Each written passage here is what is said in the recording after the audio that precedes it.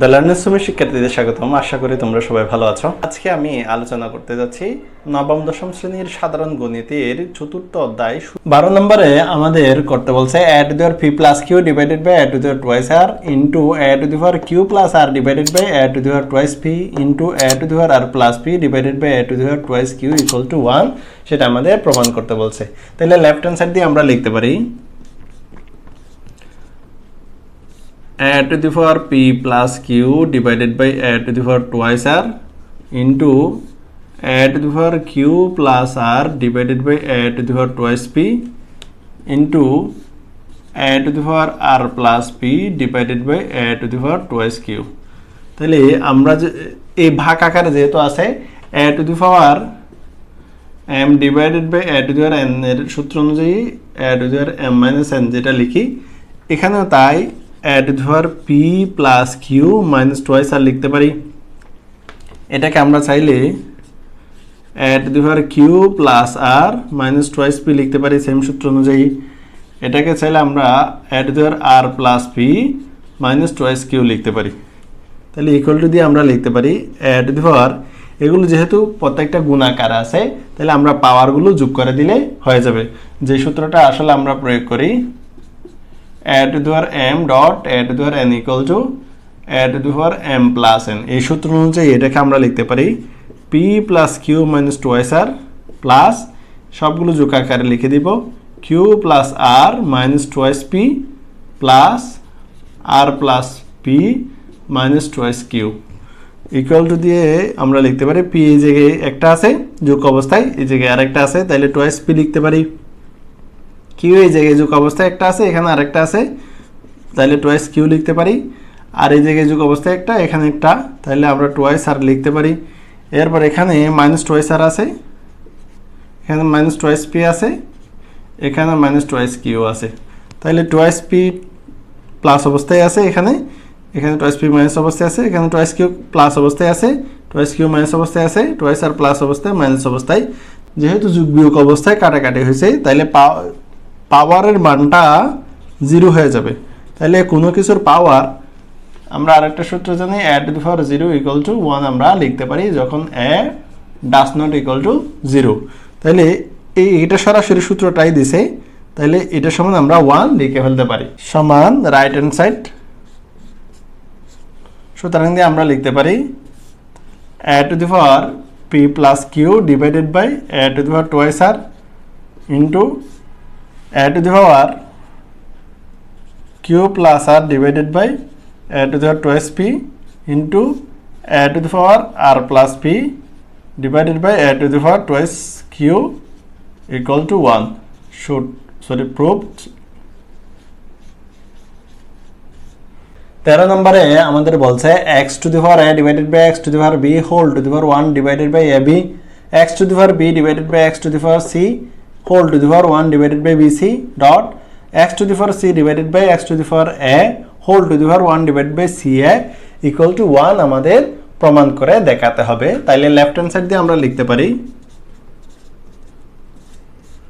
x to the power a divided by x to the power b whole to the power 1 divided by ab dot x to the power b divided by x to the power c divided by whole to the power 1 divided by bc x to the power c divided by x to the power a whole to the power 1 divided by ca। তাহলে এখানে যে আমরা x to the power m divided by x to the power n এর সূত্রটা যদি প্রয়োগ করি তাহলে আমরা x to the power m minus n এর সূত্রটা প্রয়োগ করে এখানে লিখতে পারি x to the power a minus b into 1 divided by ab। Same ভাবে এখানেও একই সূত্রটা প্রয়োগ করব b minus c into 1 divided by bc, এখানেও সেম সূত্রটা প্রয়োগ করব c minus a into 1 divided by ca। তাহলে এটাকে আমরা ইকুয়াল টু দিয়ে লিখতে পারি। এখানে a minus b অংশটা আসলে লব আকারে আছে, তাই উপরে পূর্ণ সংখ্যা যেহেতু তাই লব আকারে আমরা লিখতে পারবো। তাহলে এই জায়গায় লিখতে পারবো x to the power a minus b divided by ab dot এই জায়গায় লিখতে পারবো x to the power same ভাবে b minus c divided by bc, এই জায়গায় লিখতে পারবো x to the power c minus a divided by ca। তাহলে এখানে যেহেতু প্রত্যেকটার ভিত্তি একই তাহলে পাওয়ারগুলো আমরা যোগ করে দিতে পারি। তাহলে x to the power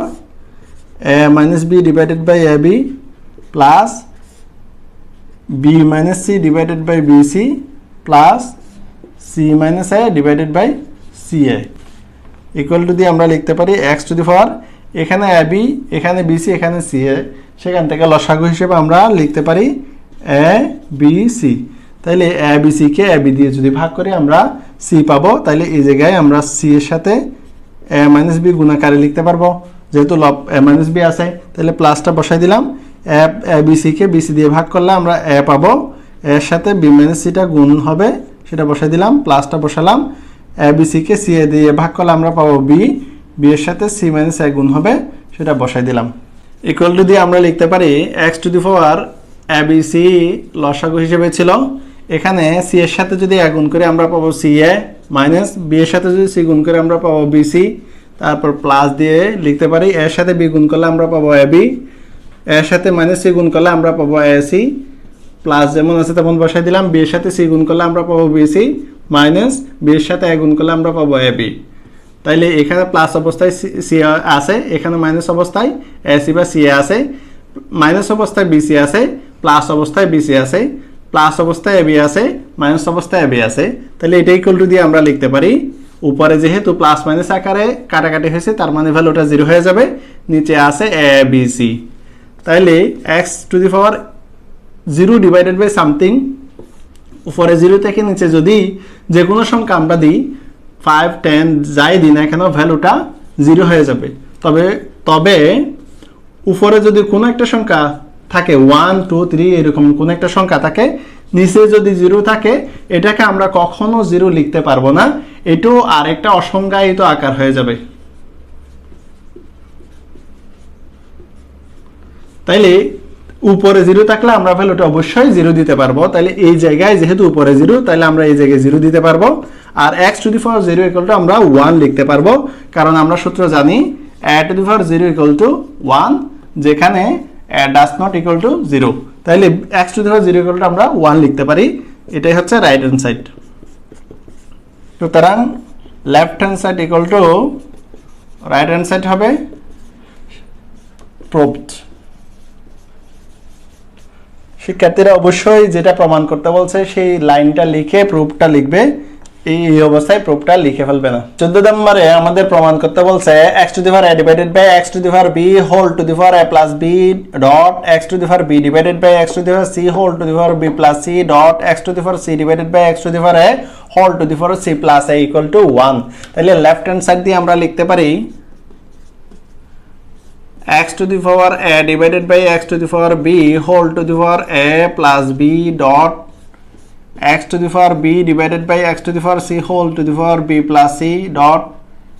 x to the power c divided by x to the power a whole to the power c plus a তাহলে a to the power m divided by a to the power n এর সূত্র অনুযায়ী আমরা এটাকে লিখতে পারবো x to the power a minus b যে সূত্রটা আসলে আমরা লিখি a to the power m divided by a to the power n equal to a to the power m minus n সেই সূত্র অনুযায়ী এই জায়গায় এটা লিখছি তাহলে বাইরে a plus b আছে সেটা লিখলাম এখানেও সেম ভাবে x to the power b minus c বাইরে b plus c আছে সেটা লিখলাম এখানেও সেম ভাবে x to the power c minus a বাইরে c plus a আছে সেটা লিখলাম তাহলে ইকুয়াল টু দিয়ে আমরা লিখতে পারি x to the power এখানে a plus b into a minus b আছে অর্থাৎ a square minus b square এখানেও সেম ভাবে a square minus b square সূত্র ফেলতে পারবো তাহলে ইকুয়াল টু দিয়ে আমরা লিখতে পারি x to the power a square minus b square dot x to the power b square minus c square dot x to the power c square minus a square তাহলে ভিত্তি যেহেতু সবগুলোর x পাওয়ারগুলো আমরা যোগ করে ফেলতে পারি তাহলে x to the power a square minus b square plus b square minus c square plus c square minus a square a square plus অবস্থায় আছে এখানে মাইনাস অবস্থায় আছে b square মাইনাস অবস্থায় আছে এখানে প্লাস অবস্থায় আছে c square মাইনাস অবস্থায় আছে এখানে প্লাস অবস্থায় আছে অর্থাৎ পাওয়ারগুলো 0 হয়ে যাবে অর্থাৎ x to the power 0 equal to আমরা 1 লিখতে পারি যেটা আমাদের প্রমাণ করতে বলছে সেটা করছি সুতরাং left hand side equal to right hand side সুতরাং x to the power a divided by x to the power b whole to the power b plus c dot x to the power b divided by x to the power c whole to the power sorry এই জায়গায় a plus B হবে, এই জায়গায় b plus C হবে dot x to the power c divided by x to the power a whole to the power c plus a